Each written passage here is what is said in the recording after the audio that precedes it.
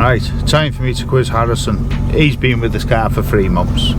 So, Harrison, without one-word answers, my mate. What do you like about the car? It's fast. It's loud. Yeah. It's nice actually.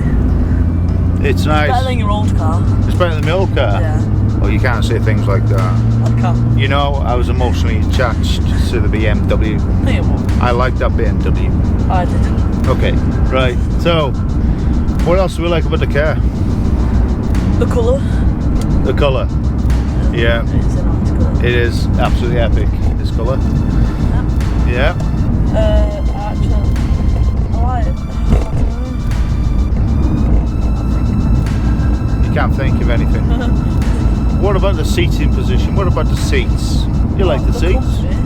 They're comfy. Yeah. Okay. I mean, the more race type seats instead Yeah. of like normal car seats. Okay. So you feel like you're held in the car when you're going around corners. The seats keep you in place. Yeah. Okay. I like the door handles on the outside though. Ah, no, yeah, I agree with that. Them are cool, aren't they? You know, because obviously there's not many cars with them. So, what else? I like the red stripes on the seats. Okay, we like the red stripes. Okay. What about, do you remember the aircon in this car? Now, the aircon in this car is probably one of the best aircons, or the coolest aircons in any car I've ever been in. It is absolutely epic in this car. You see it's called? Yeah. Heated seats. What about them? They're good as well. They are really good, aren't they? So, for such a car that's obviously just meant for being a fast car and whatever else, would you say there's much luxury in this car? No, not. Well, yeah, and it's better than the R34 for luxury wise. Well, how would we know that? We've never had an R34, Yep. which I'd really like to have an R34, by the way. Anybody wants to give me one? I'll take it.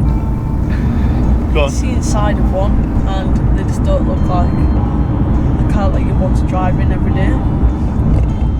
It's a bit bare. Okay, so what we're saying is the Nissan GTRs, we've come from the Skyline to the GTR, you're saying the interior has got better.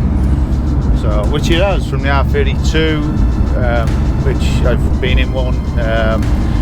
It was quite basic, but these are 90s car, which is obviously you weren't born then, so you wouldn't know. But yeah, as we've come on through the generations of the Skyline and obviously onto the GTR, yeah, the interiors have got so much better. The R34 made in 1999. Get back to you with Google on that one. Yeah, I think it's somewhere near there, yeah. Yeah, I think Anything else you'll say about this car? What about, how many people do you find looking at this car? a lot. A lot. I find it a bit embarrassing, to be honest. I think it's great, I don't. but yeah, I'm not the one driving. yeah, I think it's great. Acceleration of this car, obviously 0 to 60. What do you think? Quick, isn't it like 3.4 seconds? Quick. Is this all we got to say? It's just quick. Yeah. How quick is it though? Well, I'm sure we don't have to answer things like that because there's people out there that obviously know what the GTR has and figures all over the internet. I think it's just common knowledge. Yeah, but I don't. I think this particular model is something like 3.4 standard, and then that's 0 to 60, and I think 2012 onwards, was it 2011 onwards, then he dropped that to 2.8 seconds. So yeah, and that's standard straight out the box. The R34 was made in 1999, am I right? Oh, you've been on Google already, have we? Yeah, I've checked now. Ah, fantastic. So what do you think of the general look of the car? It's nice. It looks more, how can I put this? It's more like, do you know the R34, it was only like kind of up like your BMW, this is like straight, like, if you know what I mean? I'm confused. A 12-year-old's explanation of body styling.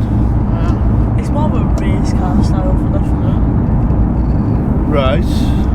Okay. But if you had a Lamborghini Aventador, that's such a different shaped car to this. So, you know, well, obviously a GTR is, I would say, a league of its own with styling. Oh yeah. It's what's it a bit like? It's a bit like if you had a girlfriend and she had a sister. Now your girlfriend would say, let's compare it to a car. So your girlfriend would be a beautiful girl, and we can class her as like a Lamborghini Aventador. But her sister, now if we was to class her as the Nissan Gtr, her sister would probably have a moustache, probably have bigger muscles than you. And yeah, you'd be saying to her, yes please, no sir, thank you sir, and the rest of it. So yeah, I think the Nissan GTR is sort of ugly but nice car. Does that make sense? Yeah. Yeah. Is that where we're going with this? Right. Do you think you're ever going to get a girlfriend? Yeah. Yeah, okay. This would be good. Gonna get one. What, you got one? Oh no, I have a wife. Oh, same thing. But Yeah, the wife trap. There's nothing wrong with wives either, by the way. Can't drive one. Well, maybe we should edit this bit out. I don't know. Do we have anything else to say about this car? It has like a Gran Turismo screen in it.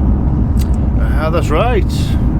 I believe it's called Polyphonic. I don't know. Yes. Oh, you should know this. You're the PlayStation generation like myself. So, yeah. Yeah. And what do we think of the gear changes? It's good. I like the pedal. What do we think of the 3 R's? The R modes. What do you think of them? Very good. Do you think it makes a difference when I ask you to switch into R mode for Dad when we're going?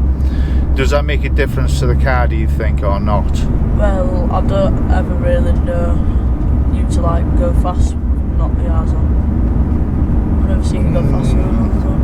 Well, I think there's a definite difference in the car. Obviously, people out there that know anything about the GTRs, when you put them 3 switches up, it makes better traction, quicker gear changes, and harder ride on suspension. And it's, I mean, whether they're massive differences or not, they're not massive, but when you're driving that car, as this car was meant to be driven, in anger, if we like, there is a noticeable difference in the car. It does make a hell of a difference, the R buttons, I think. Maybe as a passenger that you sort of can't feel it or notice it maybe as much. You just see 3 red lights, don't you, and puts a big smile on. Now, does this car still feel as quick as that first time? Now. Yeah and no. Right. Now, sometimes I look over, now and again, you know, just to see Harrison's reactions on his face. And I would say this car still shocks him. And there's something that I think is quite important when you buy a car, that some cars you get used to very quickly with speed, handling, whatever else, and you think it doesn't quite feel the same as what it did and whatever else. This car, I can honestly say, when I get into this car, that's not the case. This car will still put a smile on my face. It still surprises me now, even after 3 months of driving. It's just one of them cars that doesn't get boring, I think, is the word. And also as well, it can take, I'd say, a fair bit of abuse. You know, there's other cars I've had in the past and give them some abuse and things break. Touch wood. Really touching wood with this car. What is that, Liam? Nothing's broke. Oh, here's my good lady.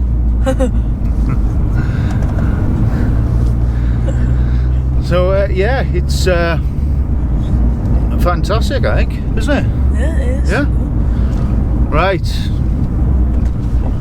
Now, I haven't sort of done this for a while, but let's give this car a rating 1 out of 10. Go on then, you first. What are we giving it? I reckon A. I tell you what, let's do this differently. We'll rate this car 1 out of 10, right, for looks. 1 out of 10. What are we giving it? A 9. I'm giving it a fat 10. Fat 10. A fat 10. A fat 10, because this car here is in my eyes absolutely gorgeous. Everybody looks at this car. It's brilliant. Yeah. It's absolutely brilliant. And when everybody looks at this car, I'm not talking just boys and girls or adults, I'm talking elderly people as well. Every generation looks at this car, and the elderly, they're not pointing and swearing either. They're actually smiling and looking at, and they pull you up and ask about the car. So I'd say looks wise, this car gets a 10. Right, the big fat juicy performance. I'll go for a 1. I'm looking in. Plus a 0. Plus right. 10. I've just lost 50 subscribers to that. Thank you. No, come on, seriously now. The people out there want to know, performance-wise, this car's about 550 horse, we reckon, with a few modifications done it. So, what do you think performance-wise? 1 out of 10? Out of 10, I'll go for about 100. No, come on. 1 out of 10. Yeah. That's right. Good. So 10 being the highest. You know, Fine. we're on Radio 1 now, where we're going to give, you know, a 3-year-old answer now, are we? We're past that, aren't we? Yeah. Right. Sorry about this, folks. I'm going to edit this bit out as well. Right. 1 out of 10 performance. What do you think as a passenger? 10. Yeah. I disagree. Ooh, there's a shock. Right. Performance. I'm going to give this car, because it's not been tuned yet, and I have been in more powerful cars, I'm going to give this car an 8, but I think it soon will be a 10 when it gets tuned. The reason is that 0 to 100, epic car, brilliant. But if you was to go past that, I feel that she's lacking torque. So obviously, you know, torque is what pins you back and puts you in the seat, and obviously it just feels like she lets off with her power, you know, mid-range as you get up through the gears. So, but I'm sure when it's tuned, I've been in a tuned one, and that's not an issue. It really isn't. So for this car at the minute, I'm going to give it an 8. Right, moving swiftly on. Handling, dear boy. What are we going to give it for handling? As in how well it goes around corners? It's 10. 10? Yeah. Yeah, I'm with that. I've never been in a car. This car here belongs on B roads. This is absolutely epic handling car. It is fantastic. You're on a B road, you could be doing certain speeds, and you have just sort of no sort of, what's the word I'm looking for? It just doesn't feel like you're doing them speeds, and because the car is so good at handling, taking in the bumps, the different cambers, the corners, whatever else, it's just effortless. And I think it leads you into a sort of false pretense of how fast you're really going. It's sort of, you know, let's say for example I was doing 80 miles per hour. on a B road, winding, turning, wherever else. And if you were doing 80, I think the car, it'd probably feel like you're doing more like 45, 50 miles per hour. So yeah, that is 10 out of 10 for that handling, definitely. Braking, what are we going to get this car for braking? Probably a 9, because I've seen cars that can brake better than this. Would you like to tell us what cars? Because I don't know what cars you're on about. There was the Porsche 911 GT3, I think that was one. What, you've been in the Porsche? No, if you watch on YouTube, I saw it. No, no, we're not doing that. Right, we'll skip our son on that one, because obviously he's living in La La world. Yeah. Right, basically the braking on this car is fantastic, but if you were to track this car on the brakes Nissan supply, which is obviously your pads and your discs, if you were to track this car, these brakes wouldn't last long. There's just no chance these brakes are up for track use. Obviously, some people who track these cars obviously got a lot of money and don't care. Me, I personally never going to track this car. I couldn't afford to track this car, and I wouldn't want to ruin the car either. So a track day to me would just be a little Renault Clio, stripped out, whatever else, track tyres, pads, discs, and so on and so forth. So normal driving conditions, these brakes, fantastic. But I think even driven angrily, and we had to put our foot on the brakes pretty hard, I don't think it'd take them too long to start fading out a little bit and sort of failing you. So on that respect, I'm only going to give these brakes probably an 8 out of 10. When they're on, they're fantastic, they're brilliant brakes. But hard driving, no, there's better. So, but that's something else I will look into, and we'll see what else we can do with the discs and pads. There's a few of the different options. So that's it. Right, what about sound, exhaust sound? It's nice, very nice. Nice. 1 out of 10? 9. 9. Yeah. Right, I'm going against you again. I'm giving it a 10, because I just love the way this car sounds. I like the way it sounds. Basically, this car has the white pipe, a Cobra back box, exhaust, but the cats are still in place. So it's not too loud, it's not too quiet. To me, it's just right on that respect, would you say? Nope, we need to wait for the tune when you get your pops and bangs. That'll sound better. Right, pops and bangs. Yeah. Yes, pops and bangs will be good. Yes.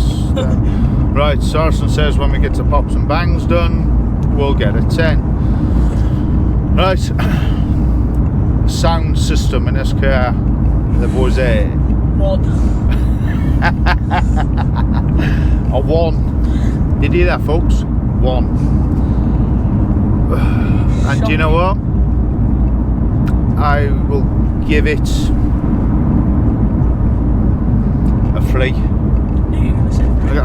It's because I like the way it works, but wow, it needs a bigger amp, it needs better speakers, and I think the reason I'm so disheartened with the sound system in this car is because it's got the Bose name, and then you turn it up and, well, I don't know,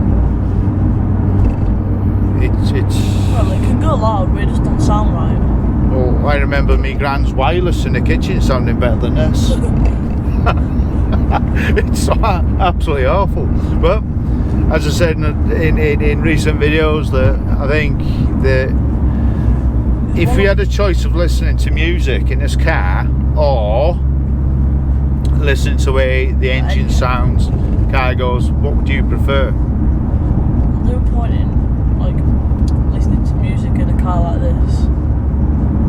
I don't think. So, which do you prefer then? Listening to music or listening to the engine and the sounds of the car? Yeah. Yeah. Right, cool. Right, before we end this video then, do we have anything else to say about the car? No, not really. Apart from it's just really good. Really good? Yeah. Amazing. So after 3 months of ownership, folks, I would run as a daily. Not a chance, couldn't afford to, and it's just not practical to be run as a daily, to be honest with you. In my eyes, people out there that do, that's up to them, but I do believe there's a lot comfier cars they could have with similar performance these days back into to work if you wanted to do that. Obviously we've done a sort of review and gone through as many things as we can sort of go through. The best bits about this car, obviously performance, handling, and just the general looks I think you get the car. Yeah. Running costs are always going to be pretty high, you know, if you can afford to buy one of the cars. I mean, yes, running costs does sort of come into it, but if you've got the sort of money to buy the cars, really you know what you're getting into running cost wise, I think. You know, obviously fuel's an issue, tyres an issue, brakes an issue, servicing every 6 months is an issue. That could be for 12 months by someone else altogether. So yeah, they are costly cars, but we're only here once. It's a short time on earth, I think. So yeah, it's any advice for people out there to go and get one of these? Get one. What do you think? Yeah. And the only other one problem is out there now, people, is which car do you go to from this? I need to win the lottery. Don't we? Get a Lamborghini and Aventador next. Yeah, man. I don't see what car you're going to get after this. So, right, are we off? Yeah. This is where we need to say, right, people, if you like what you see, you know what to do. Yeah, well, like and subscribe. Say what? Like and subscribe. Like, share and subscribe. Oh. Come on. I need you to eat the mic because nobody can hear you. Eat the mic. Eat the mic. I'm not missing. Eat the mic. Right, are we going to say bye-bye? Bye. Bye-bye.